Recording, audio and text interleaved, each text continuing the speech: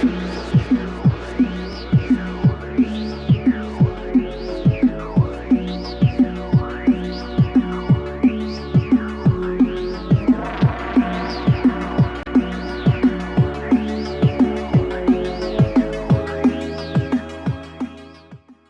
guys, my name is Dr. Term and I'm here with Brendan Lucas. And today is the first episode of The Ridiculous Show. We're going to be doing the many theories and a bunch of other things with the season 1. Stick to the channel if you want to, or on the TV if you want to, wait for the season 2 or stick for more episodes because it's going to get interesting and it's going to get pretty ridiculous. So today we're going to talk about one of the things I can't do is talk. So today we're going to talk about the theory of multiverse. Now, what do you think about the theory of multiverse, Brendan? So the theory of the multiverse, also known as the meta-universe theory, is the idea that there is more than one universe. So we live in a massive universe, has time, space, matter, energy, all that stuff, and these other universes have all that, and that means that those other universes have life in them too, which means that there could be other versions of ourselves within these universes. I mean, that's actually pretty ridiculous if you're thinking that there could be another version of me right now talking, but saying something else and probably have messed up and redoing it again. That's pretty actually ridiculous. Isn't it? I know, right? And like our special guest Pingu wouldn't be here in another parallel universe or alternate universe. Isn't that right, Pingu? All right, so I'm gonna explain a little bit into how the multi-universe works. I'm gonna do a brief graph about how everything goes on. So let's draw a graph. So this is a y-axis, and this is an x-axis. And we're just gonna take x and y as basics right now. And so let's take x as time, and y as difference in decisions. Okay. And so as we go, we are right here in the center. So we are at the point 0. And if we go negative on this way, negative on the x, which is time, we'll be going in the past. But if we go positive on the x, we'll be going into the future. Same for y. If we go, well, for y, positive, negative doesn't really matter because for y, if we go up, we make different decisions every time. Like on 1 on y, I would have messed up.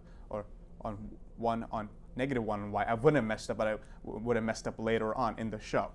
And then comes in a really theoretical plane, which is z, which is, I guess, shouldn't be included, but I'm going to include anyway because it's 3-dimensional, and we know everything in the universe is 3-dimensional. This is not Mario, for sakes. We're not 2D here, we're 3D.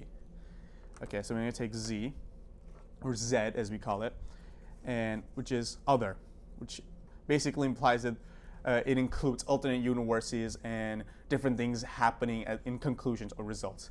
So let's just say, take examples World War II, and if over here at 2 on the Z plane or Z plane, Nazi might have won, or Britain might have lost against in one of the wars and would have fallen. Lost a marker anyway, and fallen, and so on. We could have, like in 3, the President George Bush wouldn't have become president, or Truman would have been, I don't know, overthrown, or so on. So you get the point of, general point of how the multiverse works, and it's only a theory, but it's a good one. One of the great scientists, I want to say psychologist, also known as he's also known as the father of psychology. His name is William James.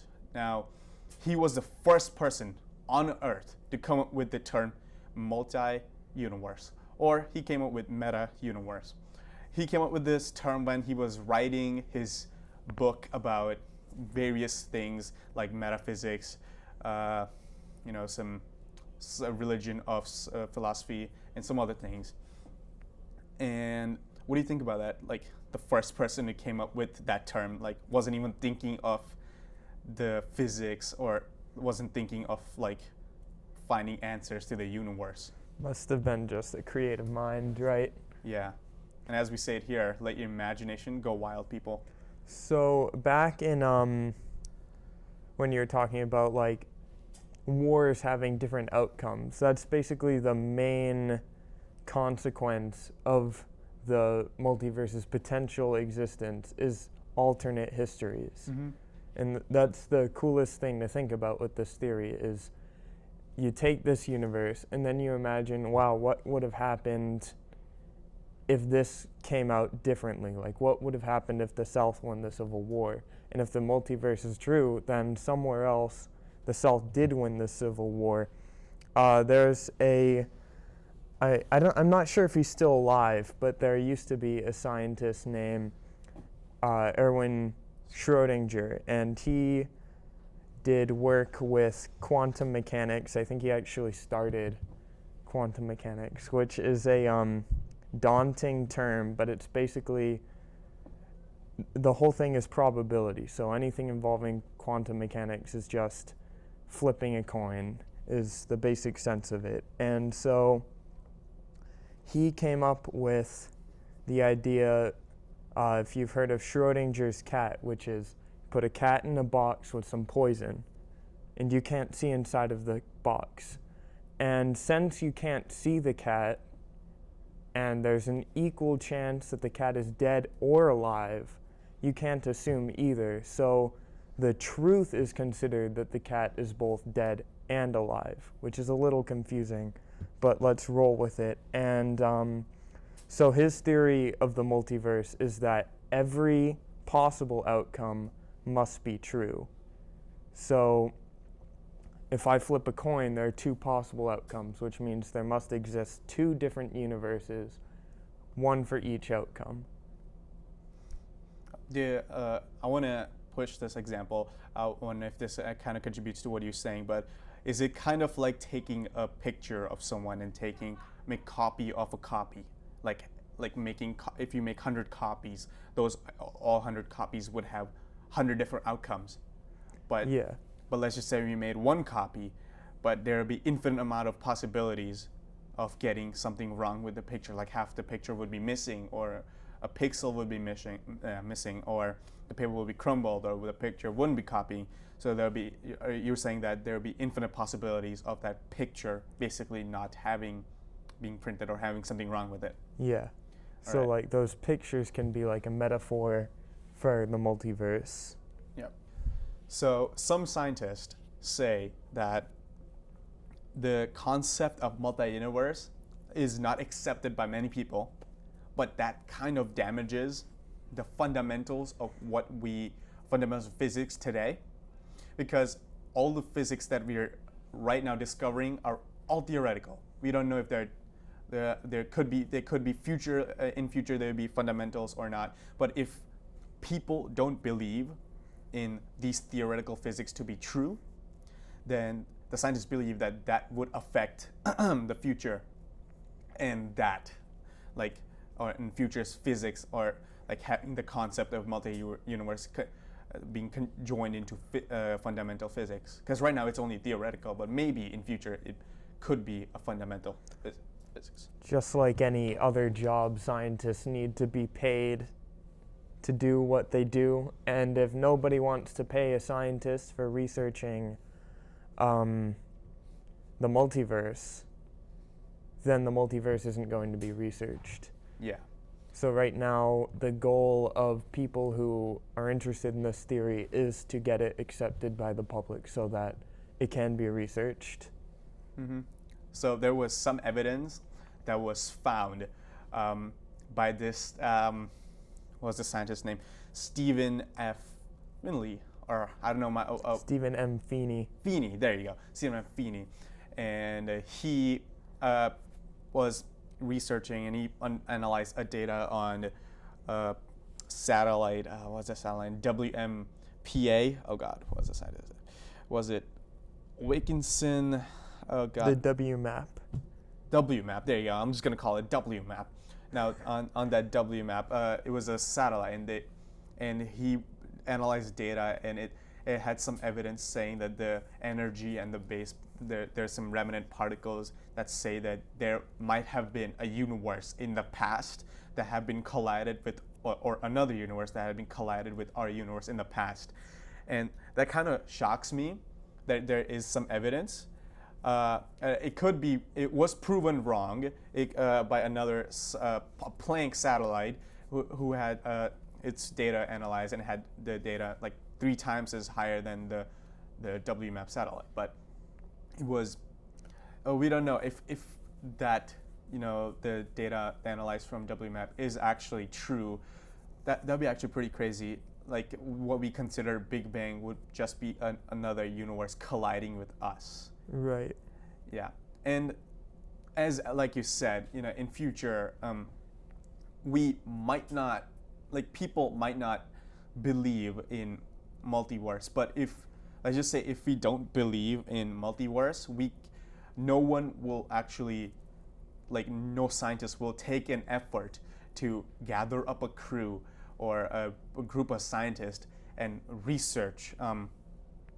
This bee is actually pretty disturbing me. Anyway, the scientists will never actually take their time. Come on, bee, get out of here. There's always a bee disturbing. There's something always conflicting. There's a bee.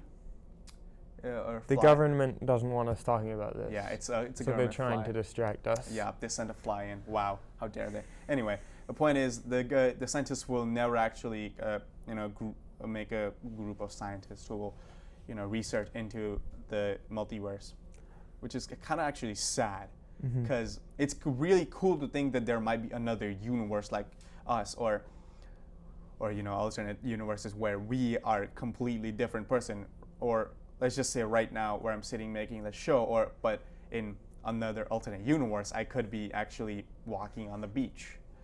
That's actually pretty crazy. B-Cat might not be called B-Cat in other universes. Yeah. Might be called something else cat. It would be called P-Cat or Penguin Cat. W-Cat. It would be crazy. It would be infinite possibilities. And even if there aren't other universes, our universe is so big that it's very likely that there's at least one other Earth somewhere else, same conclusion. There's probably other versions of ourselves even within our own universe. Yeah, like just thinking the idea that, like, if this is not true, if none of this, the theory of multiverse could be true, then, like, there must, because since our universe is infinite, there must be another Earth out there somewhere, just with us, but with different us. Or like Marvel could be true, or DC could be true. With their interpretation of the multiverse. Yeah. With like the Bizarro world. Yeah, anything could be true. All the movies we made could be true. Who knows? There's infinite possibilities.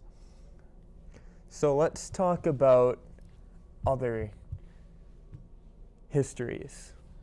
Let's get a little bit into them, because I don't want to start up a controversial conversation. Yeah. So let's just talk about a little bit into World War II, because we all know that World War II is a pretty interesting era, and it was a close cut between who won. Like Nazis won, and then they won. And I'm just saying it out here. We do not promote. We are not Nazi sympathizers. Yes, we do not promote anything. We're just here to discuss another alternate histories. From an unbiased perspective. Yes. Even though we live in a country that fought in that war, we were not alive during that time. Yes. I think, didn't USA come a little later in?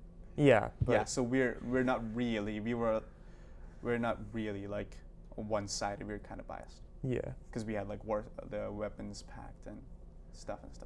All right, anyway, so we know that there were military scientists on both sides of the war. So what would have happened if the Nazis or Japan or any of our enemies, those might have been the only ones, discovered the atomic bomb before we did? I think it would be pretty devastating, because they would have first mass-produced atomic bomb and used it on all the enemies before even testing out what might be the effects of that bomb. You know what I mean? Like, they might have tested one time, but they would not know the after effects of the place where they exploded the bomb would be habitable or inhabitable. Yeah. So it would kind of create a fallout scenario where a country would not be livable, and all the people would be dead unless they have like an underground nuclear shelter. Yeah, which they didn't then because it didn't exist. Yeah, it didn't exist, but it was pretty scary. Yeah. Yeah, like it would have been like, even though there was a looming threat of nuclear war around that time. If that did happen, that would have been one of the biggest like devastating things in an alternate universe, and it would and let's just say like if we consider bombs might not have dropped, and if they have not found it, but still Nazis and Japanese took over the world, it would create like a Wolfenstein type of scenario, like where Nazis still rule the world and like they're the greatest and like the master race would be true in the Hitler's crazy perspective. Because like we don't want to go too much into World War II because it was a pretty horrible war with like genocide and everything. So yeah, but let's just consider like in World War II, actually World War One, Hitler was a messenger for in the trench warfare, and he was actually shot, but he stayed alive. So if in alternate history we consider that if he was dead, we wouldn't have World War II in the first place. Yeah. Like there wouldn't be like this mess. Hello, B. Thank you for coming in. By now there might have been another World War II, but it would have been a completely different war. Yeah, there might have been another universe right now where the bee wouldn't be here and we wouldn't be talking about this bee. Thank you. It's not a bee, it's a fly. I keep calling it a bee. You know, President Obama had the same problem with the fly. Did he? Yeah. And we're gonna have the same problem with the fly. Because you know those governments, it's a big conspiracy. We're gonna go over it later. Yeah. We'll see. The government bee conspiracy. Yeah. It'll be quite secretive. See, they don't want us talking about it. Anyway, but if we consider if we do consider that the theory of multiverse is true, it would be actually like, because scientists always have theorized time travel. What was this? That's weird. Okay. If scientists always have theorized time travel, and if you want to consider time travel, then we can consider it this way. Like if you want to consider time travel, you want to believe that the X plane is true, because it is time for this graph. But you know what I'm going about here. That if you want to consider time travel to be true, we need to consider that there must be variations of Earths with different times or different conclusions. They can't be just one. The problem with time travel, and this is a topic that's talked about a lot, is the idea of a time paradox, which is, for example, if someone were to go back in time and kill their parents before they were born, then they couldn't have been born to go back in time and kill their parents. And the existence of a paradox could probably be used to disprove time travel as a whole, because if a paradox like that can happen, then time travel can't. But that's not necessarily true. It's just possible evidence. But anyway, we're getting off topic. The easiest way to time travel, if we could possibly enter another universe, would be to do that, is to enter another universe where the Big Bang happened later or earlier. That'd be weird. It would be weird, but effectively, if the Big Bang happened 2 hours after it did for us in another universe, and we traveled to that universe, we'd be 2 hours in the future.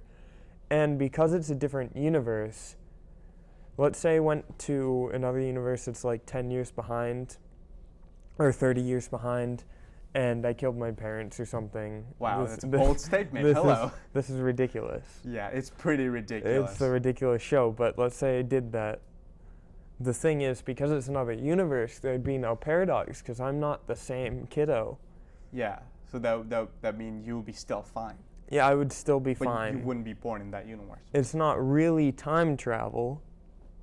But it's jumping between universes. Yeah. Yeah. Which might be as unlikely as time travel, but we don't know that. Yeah. So consider the fact that everything we talked about is a big mess, and it's full of confusion. If we do take, in fact, and you do take time to understand all this, I'm pretty sure it's going to take you 10 minutes to get you confused, or even 10 seconds, or even a minute. Because I got pretty confused after like 2 minutes of deep thinking about what time might be. Because I always consider, like, let's just say like we're talking right now, but then you consider that, like, let's just say your mom's coming to pick you up, but then you consider the possibility that she might not be coming to pick you up. But then you consider the fact that she knows that you know that you might not be coming to pick you up, and it just goes into like infinite possibilities that it just gets you so confused that sometimes you might go insane.